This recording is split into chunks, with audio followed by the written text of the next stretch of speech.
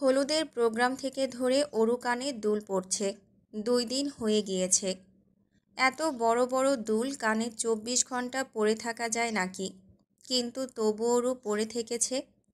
তন্ময়ের পরিয়ে দেওয়াই দুল সে এই জীবনে আর খুলবে না শপথ করেছে।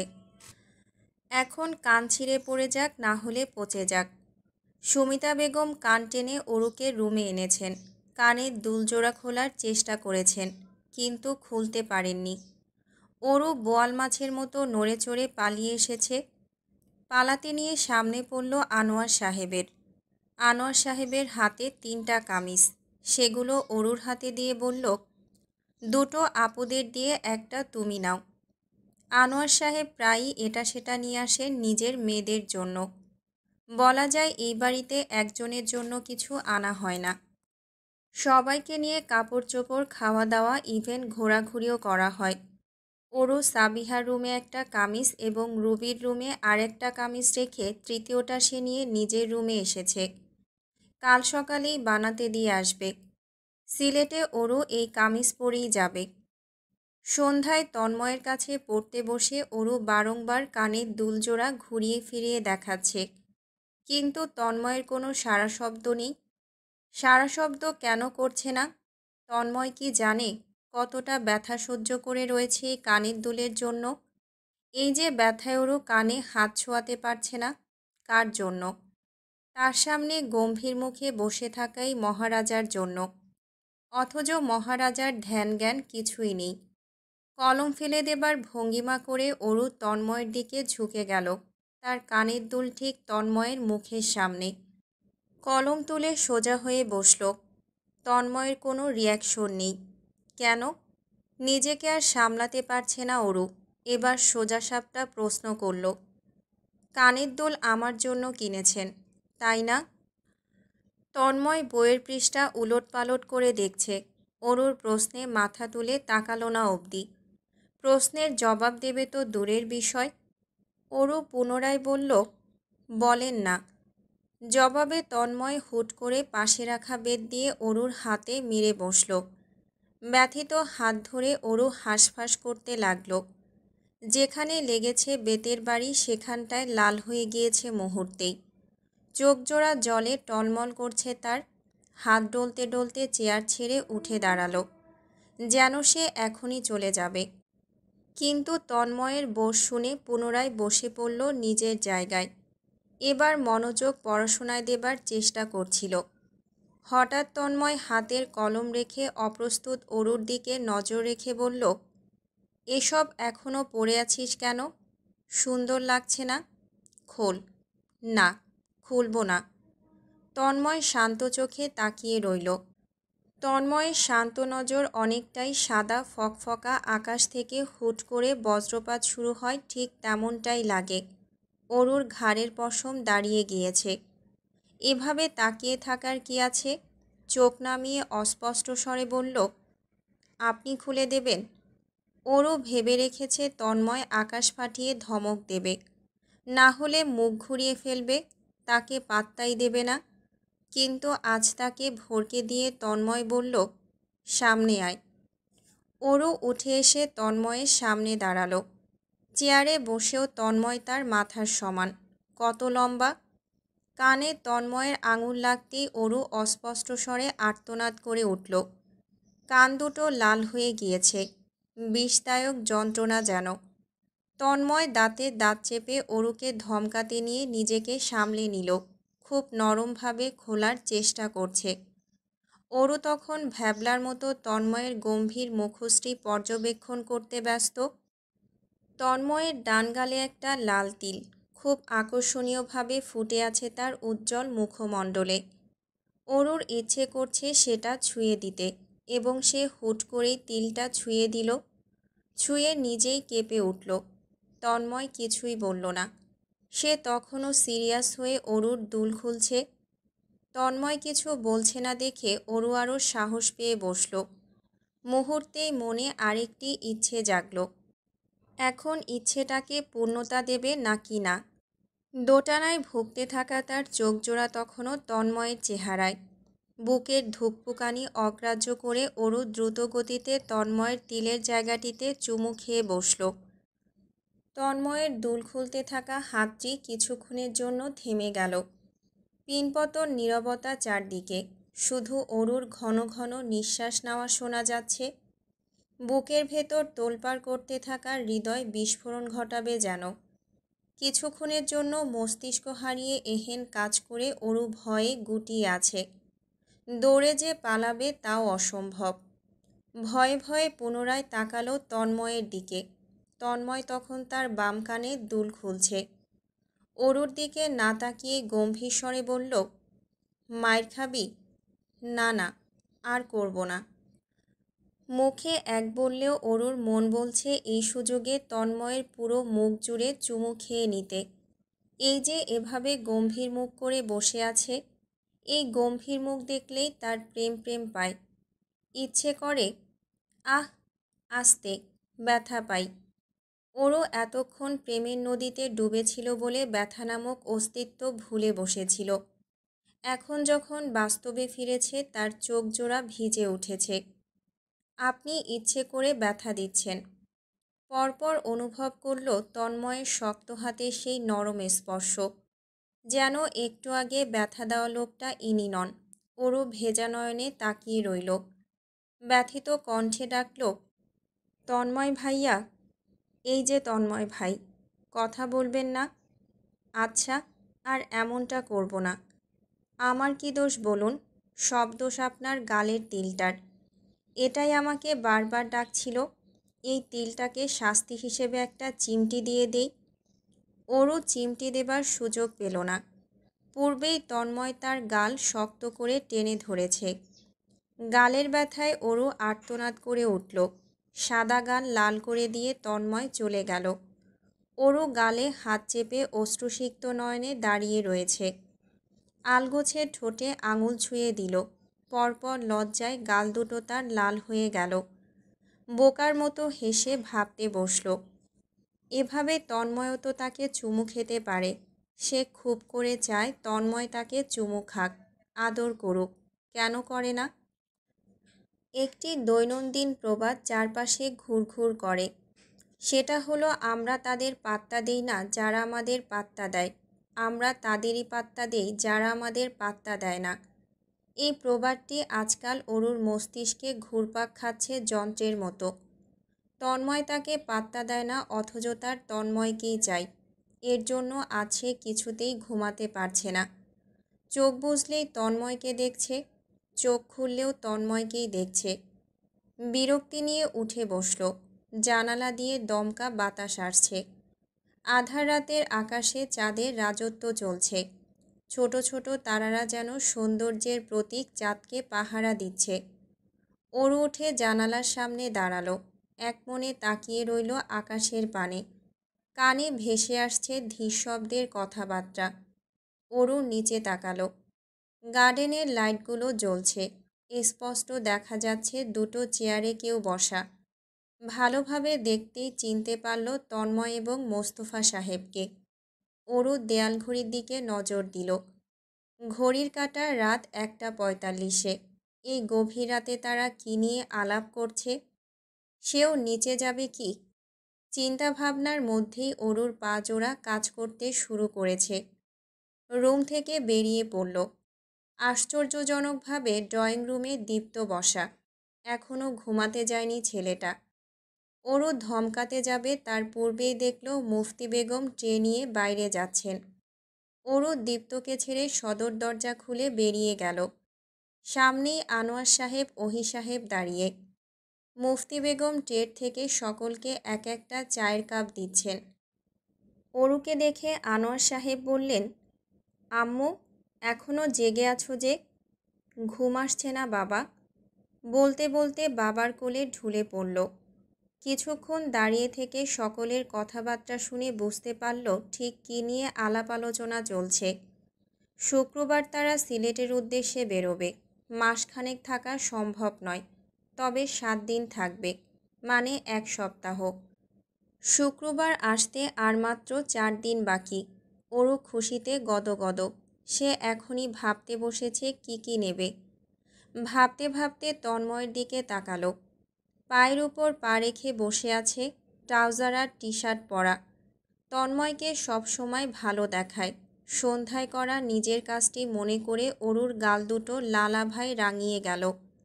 বারংবার চোখের সামনে ভেসে উঠল চুমু খাওয়ার দৃশ্যটি। বলতেই হয় তার ভীষণ সাহস। অবশ্য সাহস রাখতে হয় এমন পুরুষকে পছন্দ করলে। আনমনে ভেবে অরু মুচকি মুচকি হাসতে লাগল।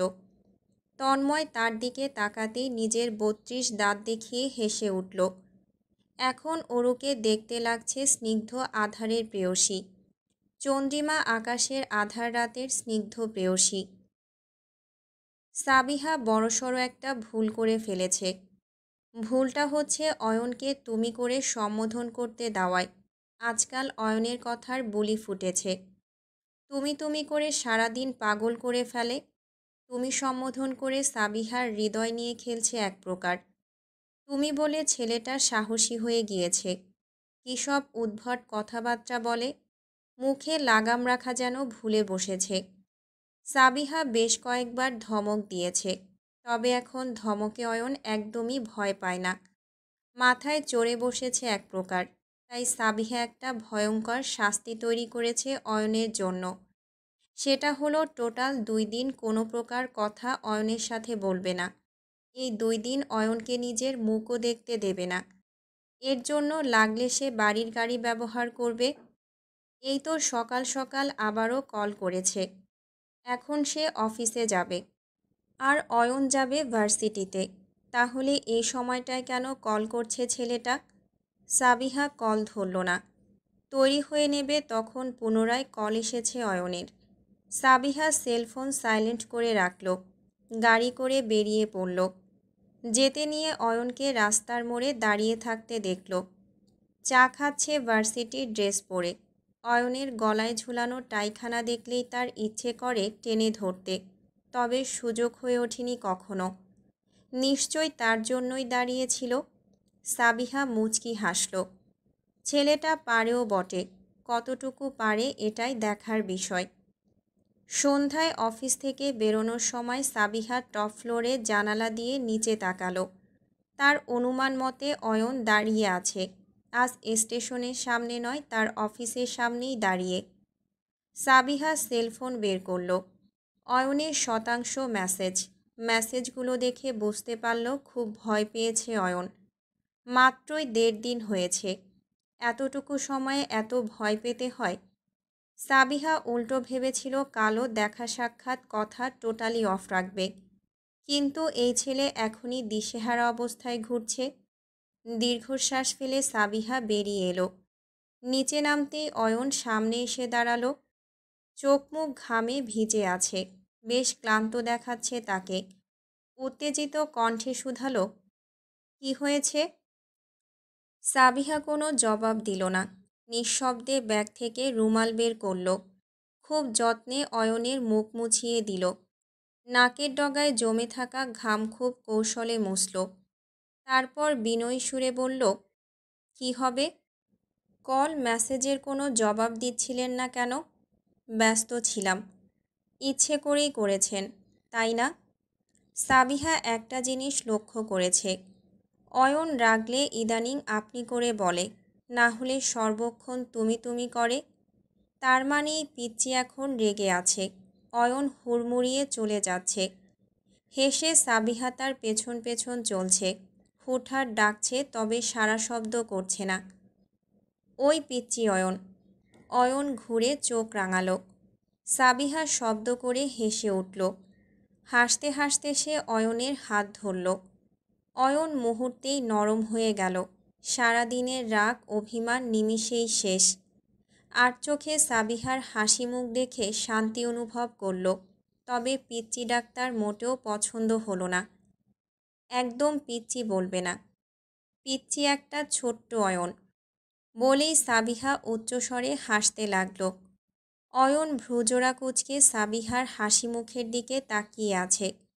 হঠাৎ দুষ্টু হেসে মাথাটা সাবিহার মুখের সামনে নিয়ে বলল, পিচ্চি বললে কিন্তু চুমু খাবো। সাবিহার হাসি বিলুপ্ত হয়ে গেল মুহূর্তেই। চোখ মুখ শক্ত করে হনহনিয়ে সামনে চলে গেল। এবার অয়নের হাসার পালা। পেছন থেকে উচ্চ শব্দে হেসে চলেছে সে। হাসতে হাসতে সাবিহার উপর পড়ে যাচ্ছে এক প্রকার। সাবিহার একটু অভিমান হলো বটে। ছেলেটা কি জানে না প্রেমিকাদের যে ছাড় দিতে হয়, এভাবে প্রতিশোধ নিতে হয় না ছোট ছোট বিষয়ে। সাবিহার প্রেমিক আসলেই পিচ্চি, কিছুই বোঝে না। বোকা, অবুঝ এবং নাদান প্রেমিক। শুক্রবার দিন সকাল সকাল শাহজাহান বাড়িতে হইচই পড়েছে এক প্রকার। কেউ পূর্ব দিক ছুটছে তো কেউ পশ্চিম দিক, কেউ বা উত্তর দিক, কেউ বা দক্ষিণ। যেমন সুমিতা বেগম এবং জবেদা বেগম রান্নাঘরে রান্নাবান্নায় মহাব্যস্ত। অনেক দূরের রাস্তা পেরোতে হবে তাদের। মাঝ রাস্তায় নিশ্চয়ই বাচ্চাদের খিদে পাবে, সাথে বড়দেরও। তাই বেশ কিছু ডিমান্ড করা আইটেম রান্না হচ্ছে।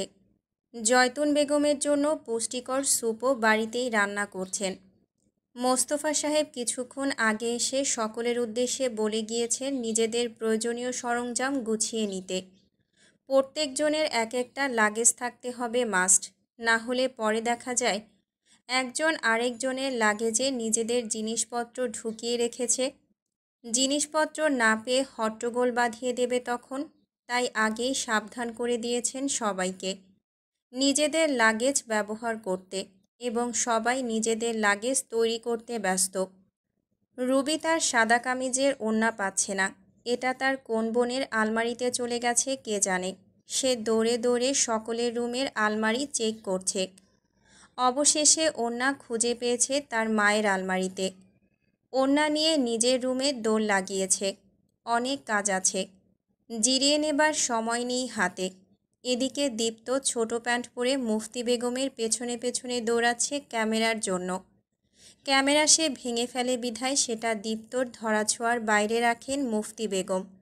দীপ্ত বারবার বলে চলেছে, সাবধানে রাখবো মা, ভাঙবো না একদম, বের করে দাও। হাতের কাজ শেষ করতে তো দিবি, আগে দিয়ে যাও, না হলে পরে ভুলে যাব। তুই ভুলে যাবি তাও ক্যামেরার কথা। মুফতি বেগম চোখ উল্টিয়ে নিজের রুমের দিকে রওনা হলেন। ক্যামেরা বের করে না দেওয়া অবধি এই ছেলে তাকে শান্তি দেবে না। ওদিকে আকাশ নিজের পার্সোনাল ডিজাইনিং ক্যাপ খুঁজে পাচ্ছে না। জিন্স প্যান্টের সাথে ক্যাপটা মারাত্মক দেখাবে তার। ভাবতেই আরও উদ্বিগ্ন হয়ে উঠল ক্যাপের জন্য। সারা বাড়ি তন্ন তন্ন করে খুঁজে ক্যাপ পেয়েছে সাবিহার রুমে। সাবিহা ধুয়ে শুকাতে দিয়েছে। আকাশ আসমানের আকাশ ফাটিয়ে চেঁচিয়ে উঠল, এই তুই কি করে ফেললি সাবিহা? আমার ক্যাপটা খেয়ে দিলি? আশ্চর্য, আমি কি জানি না কি এটা রং তুলিতে আঁকিবুকি করা ক্যাপ? আমি তো ধুয়ে দিয়েছিলাম ভালো মনে করে। ছাতার মাথা, তুই জানিস এটা আমি কতটা সময় নিয়ে এঁকেছিলাম? কিভাবে জানবো না বললে? তোর জানতেও হবে না, ভাগ। দুঃখ বেদনা নিয়ে আকাশ বেরিয়ে গেল। এই ক্যাপ এখন বাদ। আজ এখনই সে ক্যাপ কিনতে যাবে। ক্যাপ ছাড়া গ্রামে যাবে না, ব্যাস। জয়া বেগম তন্ময়ের লাগেজ গোছাচ্ছেন। ছেলেটা আর্জেন্ট কাজের উদ্দেশ্যে বেরিয়েছে, ফিরতে দেরি হবে। তখন আর লাগেজ গোছানোর সময় কই। তাই তিনি নিজেই ছেলের লাগেজ গোছাচ্ছেন। ওরও তার পাশেই প্লেট হাতে দাঁড়িয়ে। অল্প একটু গরম ভাতের সাথে আলু ভাজি খাচ্ছে আর জবেদা বেগমকে বলছে, বড় মা, ওই মেরুন রঙের শার্টটা নাও। হ্যাঁ, এইটা খুব সুন্দর। জিন্সের প্যান্ট নেবে না? এটা বেশ ইউনিক। তন্ময় এটা পরে না তো, তুমি নিলে না পরবে, নাও নাও। ওরও নিজের পছন্দ অনুযায়ী কাপড় চোপড় সাজেস্ট করছে। জবেদা বেগম তাই লাগেজে নিচ্ছেন। ওরও মনে মনে ভীষণ খুশি। এগুলো সব তার পছন্দের কাপড় চোপড়। গ্রামে 7 দিন তন্ময় শুধু তার পছন্দের কাপড় চোপড় পরবে। সাবিহা বেশ চিন্তায় পড়েছে। সে এখনও সিলেট যাওয়ার কথা অয়নকে বলেনি। ছেলেটা কি রিয়াকশন দেবে? রেগে যাবে নাকি অভিমান করবে? চিন্তায় মগ্ন সে লাগেজ গোছাচ্ছে। আর চোখে কয়েকবার ফোনের দিকে তাকালো। এখনও কোনো মেসেজ বা কল করেনি। সাবিহার হৃদয় বিষণ্ণ হয়ে উঠছে। পরে বিষয়টি জানলে অয়ন খুবই কষ্ট পাবে। দ্রুত সে সেলফোন তুলে সঙ্গে সঙ্গে অয়নকে কল করল। আনরিচেবল বলছে। অয়নের দ্বিতীয় সিমে কল করল। এটায় কল ঢুকেছে। সাবিহা হ্যালো বলতে যাবে পূর্বে একজন নারী কণ্ঠ ভেসে এলো। হ্যালো, কে? সাবিহার শ্বাস প্রশ্বাস থেমে গেল। গলাটা চেনা চেনা লাগছে। অয়নের মায়ের কণ্ঠ না? ওপাশ থেকে আবারও বলা হলো, অয়ন ঘুমিয়ে আছে, পরে কল করুন। কল কেটে গেল। সাবিহার হৃৎপিণ্ড শান্ত হলো কিছুটা। ফোন রেখে গোসল করতে গেল। এসে সেলফোনে উকি মারল। না, কলব্যাক আসেনি। এখনও ঘুমিয়ে আছে। ছেলেটা না বিজনেস করে? এই হলো বিজনেস করার নমুনা। সকাল গড়িয়ে দুপুর হয়ে যাচ্ছে অথচ তিনি এখনও ঘুমে। অবশ্য ঘুমাবেই তো। সারা রাত সাবিহাকে জ্বালাতন করেছে। কল কাটবে না তো কাটবেই না। মধ্যরাত পর্যন্ত সাবিহাকে ফোন কানে রাখতে হয়েছে। ভাবতে বসে অয়নের কল ব্যাক এলো। ঘুমন্ত কণ্ঠ যেন এখনও বিছানায় চোখ বুজে শুয়ে। ফ্রেশ হয়ে কল ব্যাক করি। সাবিহা সিলেটের কথা বলতে নিয়েও থেমে গেল। আরে, পরে ব্যাক করবে মানে? মাত্র 2-1 ঘন্টা বাকি। তারপর তারা সিলেটের উদ্দেশ্যে রওনা হবে। সাবিহা ভাবল ভালোই হয়েছে, পরে আর তাকে দোষারোপ করতে পারবে না। সে সাপ সাপ বলে দেবে, তোমাকে কল করে বলতে চেয়েছিলাম, কিন্তু তুমি শুনতে চাওনি। কিন্তু মনে মনে সাবিহার খারাপ লাগছে। অয়নকে রেখে তার যেতে ইচ্ছে করছে না। সপ্তাহখানেকের দেখা সাক্ষাৎ হবে না। বিষয়টি আসলেই বেদনাদায়ক। সাবিহা কিছুক্ষণ ভেবেচিন্তে একটা মেসেজ পাঠালো অয়নকে। সিলেট যাচ্ছি পরিবারের সাথে সপ্তাহখানেকের জন্য, সাবধানে থেকো। মিনিট 5 পর অয়নের ছোট্ট জবাব এলো, ওকে। সাবিহার মাথায় আকাশ ভেঙে পড়ল যেন। মাত্র ওকে? ব্যাস, আর কিছু না?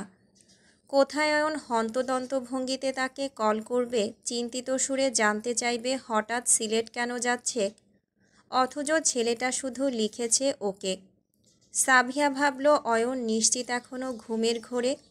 না হলে এমন রিপ্লাই তার অয়নের হতেই পারে না, একদম না। তন্ময় যখন ফিরেছে সবাই তখন নিজেদের লাগেজ নিয়ে ড্রয়িং রুমে বসা। সকলেই তৈরি। এখন তন্ময় রেডি হলেই বেরিয়ে পড়বে। মোস্তফা সাহেব হাতঘড়িতে নজর বুলিয়ে বললেন, তাড়াতাড়ি তৈরি হয়ে এসো, লাগেজ গাড়িতে তোলা হোক আপাতত। তন্ময় মাথা দুলিয়ে উপরে চলেছে। তন্ময়ের পেছন পেছন দীপ্ত ছুটল। সে কালো প্যান্টের সাথে সাদা টি শার্ট পরেছে। গলায় ক্যামেরা ঝুলিয়ে মাথায় সানগ্লাস দিয়েছে। আপাতত তন্ময়ের পেছন ছুটছে ঝাঁকড়া মাথার চুলগুলো সেট করে দিতে এবং পারফিউম দিতে। তন্ময় রুমে ঢুকেই ওয়াশরুমে ঢুকে গেল। সেই মুহূর্তেই অরু উকি ঝুঁকি মারল। সে সম্পূর্ণ রেডি। আনোয়ার সাহেবের শার্টের সাথে মিলিয়ে নেভি ব্লু কামিজ পরেছে। ব্লু রঙের সানগ্লাস মাথায় দিয়ে রেখেছে। উঁচু জুতো জোড়া খটখট শব্দ তৈরি করছে। তন্ময়কে চারপাশে দেখতে না পেয়ে রুমে ঢুকে গেল। বাথরুম থেকে শব্দ আসছে। নিশ্চয় গোসল করছে। অরু আলগোছে সেখানে ওত পেতে রইল। পেছন থেকে দীপ্ত পারফিউম শরীরে দিতে নিয়ে বলল, এমন উকিঝুঁকি দিচ্ছ কেন? অরু ভয় পেয়ে ধীরস্বরে বলল, আল্লা গো, বলেই কেঁপে উঠল। তুই কখন এলি? অনেক আগেই, কিন্তু তুমি আমাকে দেখতে পাবে না, কারণ তন্ময় ভাই ছাড়া তোমার চোখে আর কেউ কি আছে? অরু চোখ জোড়া বড়সড় করে বলল, কী সব বলছিস? আমি সব জানি। দীপ্ত চিকন সুরে গান গেয়ে দুলতে দুলতে চলে গেল। অরুর ভ্রুজোড়া কিঞ্চিত কুঁচকে এসেছে। আর চোখে বাথরুমের দিকে তাকিয়ে বিছানায় গিয়ে বসল। আবার উঠে দাঁড়ালো। এভাবে বসে থাকা ভালো দেখায় না বলে বাইরে চলে এলো। কিছুক্ষণ দরজার সামনে দাঁড়িয়ে থেকে নিজের রুমে চলে এলো। নিজেকে আয়নায় পর্যবেক্ষণ করে নিল। সব কিছু নিয়েছে নাকি চিন্তা ভাবনা করল। হ্যাঁ, সব নিয়েছে। লাগেজ ধরে অরু বেরিয়ে পড়ল। যাওয়ার সময় আবারও উকি দিল। তন্ময় শার্ট পরছে। তন্ময়ের সুঠাম দেহের কিছু অংশ দেখে লজ্জা পেল অরু। দ্রুত পায়ে নিচে চলে এলো। সেদিন তন্ময়কে চুমু দেবার পর থেকে অরু ভীষণ লজ্জা পেতে শুরু করেছে। সে আগের মতো তন্ময়ের চোখে চোখ রেখে কথা বলতে পারে না। হৃদয় কাঁপে। মোট 4টে গাড়ি নেওয়া হয়েছে, 2টো বড় গাড়ি এবং 2টো ছোট গাড়ি। বড়গুলোর মধ্যে মুরব্বীরা যাবেন, ছোট দুটোর মধ্যে বাচ্চারা। অরু ছোট একটা গাড়ির মধ্যে উঠতে গিয়ে দেখল অয়নকে ব্যাগ কাঁধে নিয়ে বাইকে উঠছে। পরনে জিন্স প্যান্ট শার্ট। অরু মুহূর্তেই দৌড়ে বাইকের সামনে এসে পৌঁছালো। অরুর দেখা দেখি দীপ্ত ছুটে এসেছে। তাদের কিছুটা সামনেই মোস্তফা সাহেব এবং ওহি সাহেব দাঁড়িয়ে আছেন। অয়ন এখনই হেলমেট পরে বাইকে স্টার্ট করবে এমন ভাব। অরু দ্রুত কণ্ঠে প্রশ্ন করল, কোথায় যাচ্ছ অয়ন ভাইয়া? শহরের বাইরে।